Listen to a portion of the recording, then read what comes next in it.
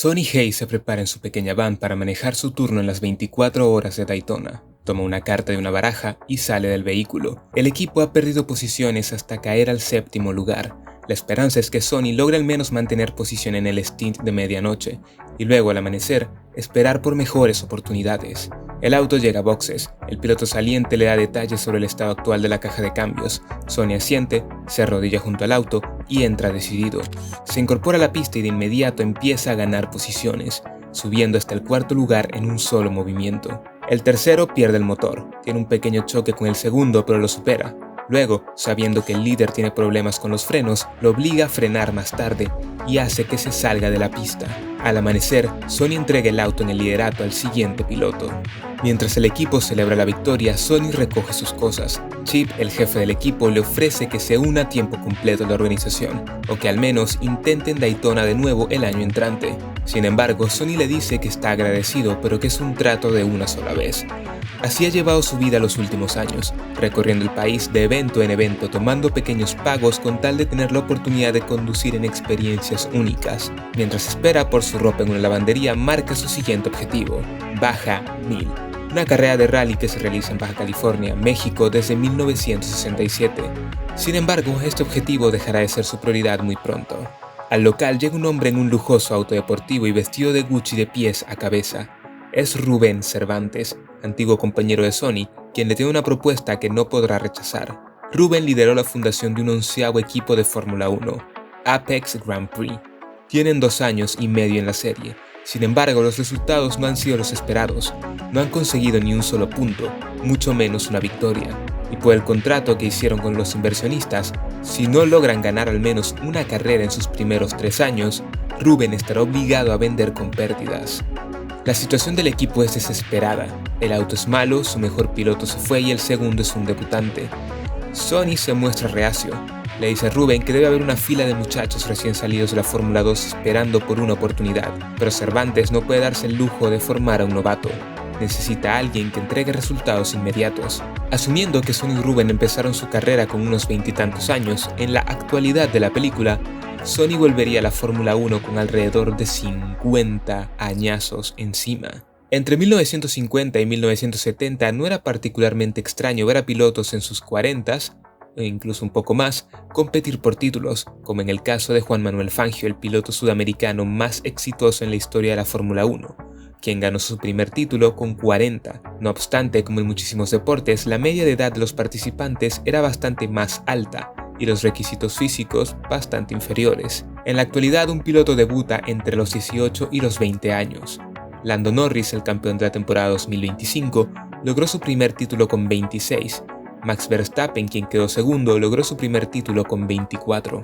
Rubén le comenta a Sonny que la gente lo ve como un adicto a las apuestas, un pudo ser, pero le ofrece la oportunidad de redimir todo eso, que si lo juntan a él, a quien ve como alguien que hace mejores a los equipos, junto a un novato estrella, llegarán al siguiente nivel. Le deja un ticket de primera clase para Londres y se retira. En Silverstone, un auto de Apex está realizando pruebas. El segundo piloto, Joshua Pierce, completa de manera excelsa los 2 primeros sectores del circuito, pero al llegar al tercero, bloquea los neumáticos delanteros y arruina la vuelta, quedando 0.6 segundos por encima del tiempo objetivo. Baja del auto frustrado, el ambiente en el garaje no es bueno. Se tropieza con una mecánica y la trata de manera condescendiente, como si el resto de miembros del equipo estuvieran por debajo de él. Joshua se reúne con Kate, la directora técnica del equipo, para explicarle lo que siente en el auto. Sin embargo, es poco claro y describe pobremente las sensaciones. Su inexperiencia es evidente. La jefa de relaciones públicas del equipo lo llama para darle los lineamientos que seguirán para la próxima rueda de prensa, pero Joshua ni siquiera recuerda el nombre de la mujer. Su manager, Cash, lo aparta y le da luz respecto a la situación de Rubén y del equipo. Si nuevos dueños llegan, limpiarán la casa. Joshua necesita demostrar que es el número 1. Rubén llega al garaje y el director del equipo, Casper, improvisa un discurso que cierra con: "Lo único que tenemos es este auto y nuestro futuro", acentuado por un plano que nos muestra la llegada de Sonny Hayes al circuito. Rubén lo presenta con los directores del equipo, pero cuando Joshua nota que el hombre ha traído su casco, se pone a la defensiva. Cervantes le aclara que Sonny va a audicionar, pero no por su asiento. Nadie en el equipo parece tener mucha fe, aparte de Ruben. Sony se pone un objetivo sencillo. Si con la misma configuración de Pierce no logra un tiempo que esté a máximo un segundo de diferencia, se largará para que puedan llamar a su décima opción. El jefe de mecánicos le comenta a Joshua del pedigrí que tiene su potencial nuevo compañero. Corrió con Ruben, con Schumacher y con Senna. Los ingenieros hacen una apuesta, pero la radio estaba abierta y Sony escucha. Sin embargo, se la toma con buen humor. La vuelta de preparación se corta de forma aparatosa. Sony es un trompo y cae en cuenta de que lo que está manejando es un Fórmula 1 moderno. Acomoda el auto y se lanza por la vuelta rápida. Sus dos primeros sectores son malos comparados a los de Joshua. No obstante, corrige el error del muchacho en el último y consigue recuperar el tiempo perdido. Lamentablemente, pierde el control del auto sobre la línea de meta. El equipo se acerca a ver cómo está y, por su sorpresa, Sony fue solo medio segundo más lento que Joshua. Además, su feedback es muchísimo más claro y específico. En la vida real esto hubiera sido un completo desastre para Pierce. Primero, porque arruinar la vuelta de preparación como le pasó a Sony prácticamente condena tu vuelta rápida.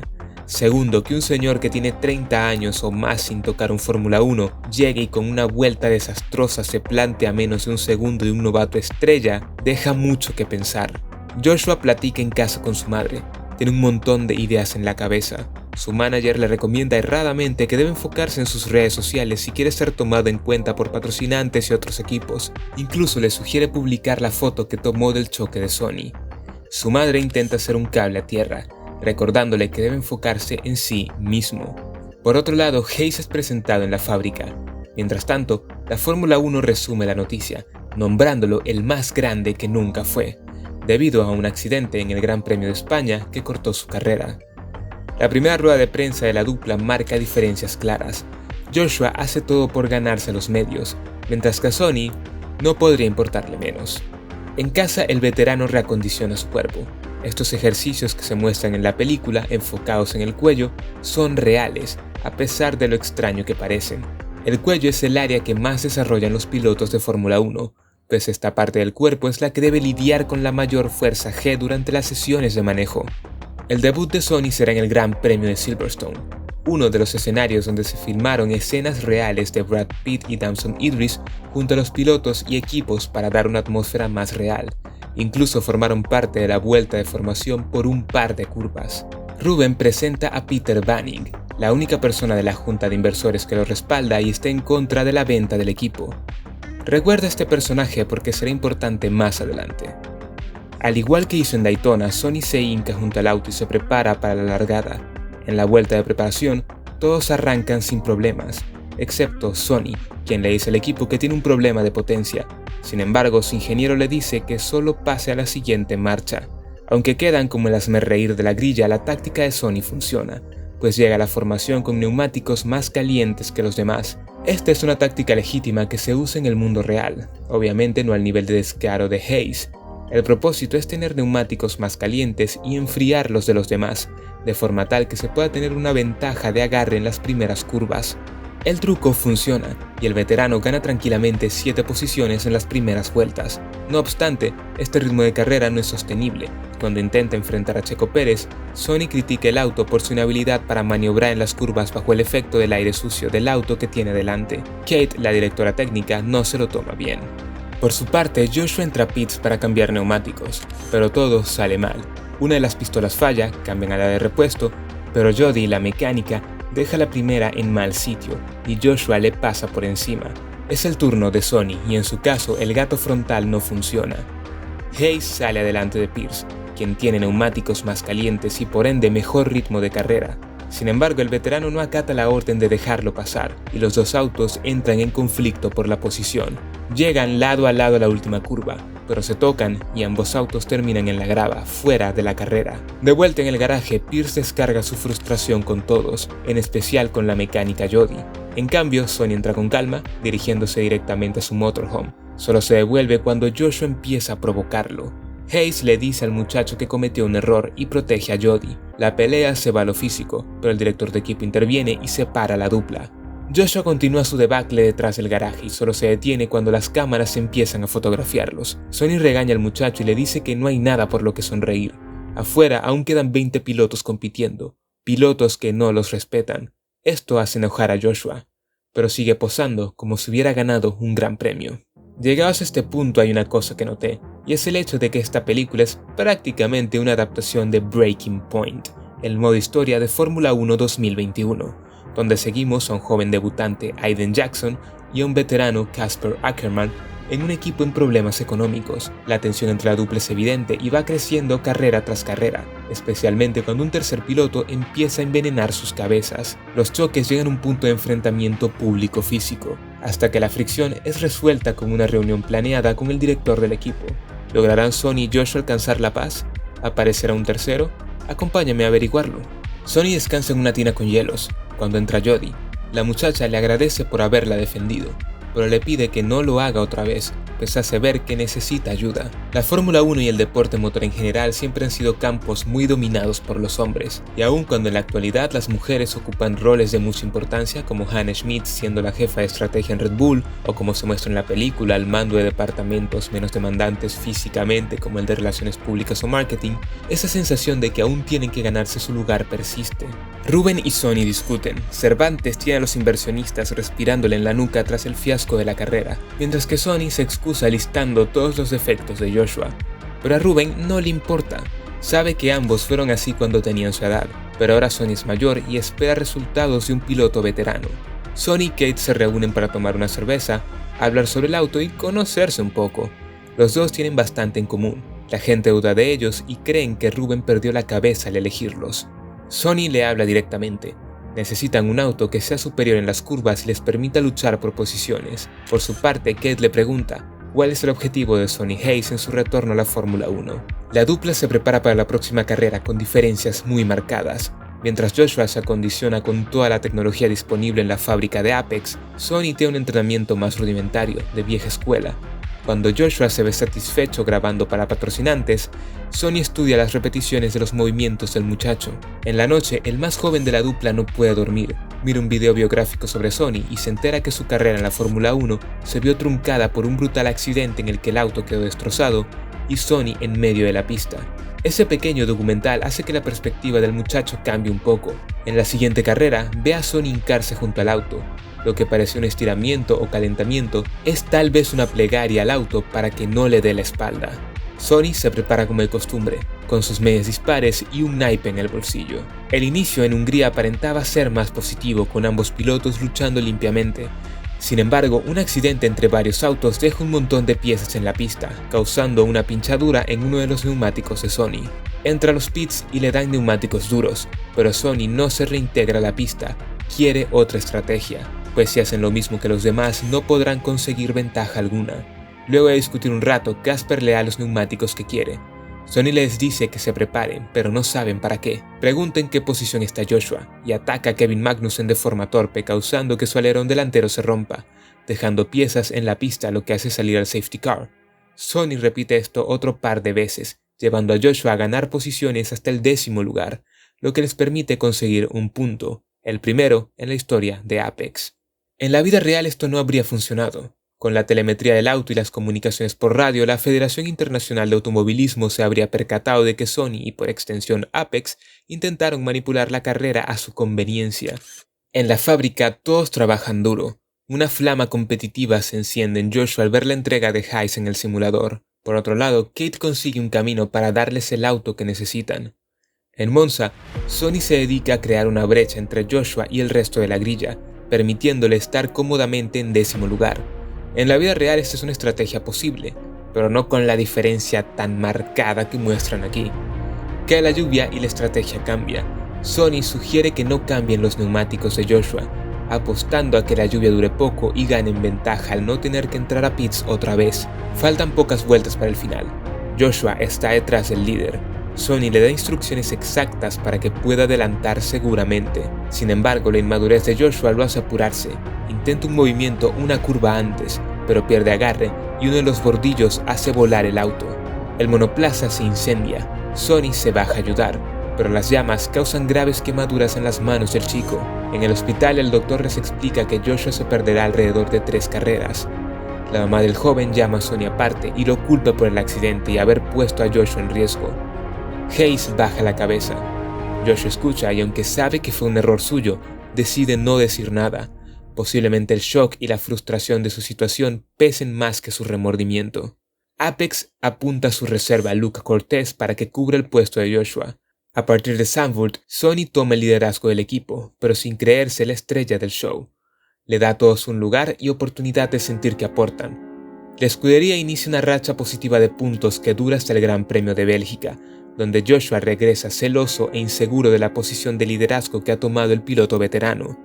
Con un toque, se acaba la carrera de Sonny. Sin embargo, Joshua se siente como una estrella por terminar en el top 10. La dupla entra en conflicto de nuevo, la desconexión de prioridades es evidente.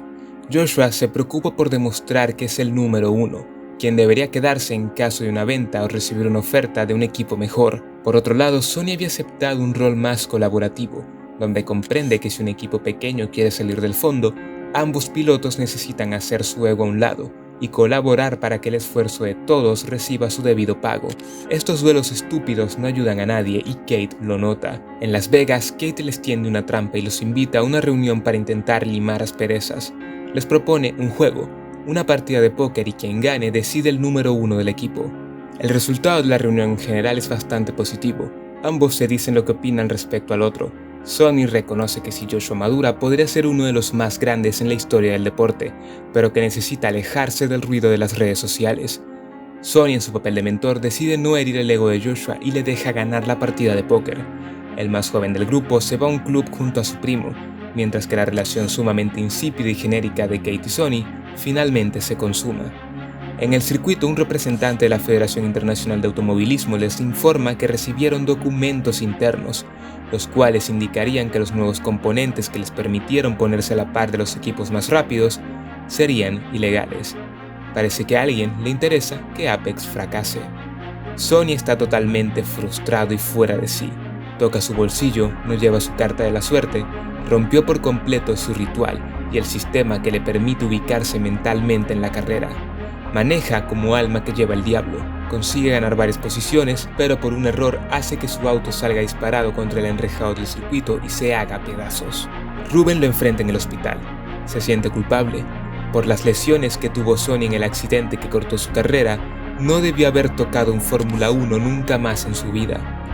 Hayes le dice que se lo ocultó porque necesitaba esto, pero la culpa carcome a Ruben, quien decide sacarlo del equipo. Joshua escucha la discusión de ambos, y algo parece cambiar dentro de él. Va al simulador solo para confirmar lo que ya sabe. El accidente en Monza fue completamente su culpa. Sonny camina de vuelta a su van. Cuando Peter Banning lo alcanza, el hombre tiene una oferta para él. Le dice que está liderando un grupo de inversores interesados en comprar el equipo, con Banning como CEO y Hayes como director de equipo, pero con Ruben pasando un rol simbólico de embajador. Con esta oferta, Sonny infiere que Peter fue quien le entregó los informes a la FIA. Mientras tanto, en Abu Dhabi, el peso de la responsabilidad y el remordimiento hacen que Joshua finalmente madure. Le confiesa a su madre que el accidente en Monza fue su culpa. Además, despide a su primo Cash como manager. Llega al garaje y toma verdaderamente el liderazgo del equipo. Organiza una actividad y todos salen a trotar con medias y parejas, tal como lo haría Sonny.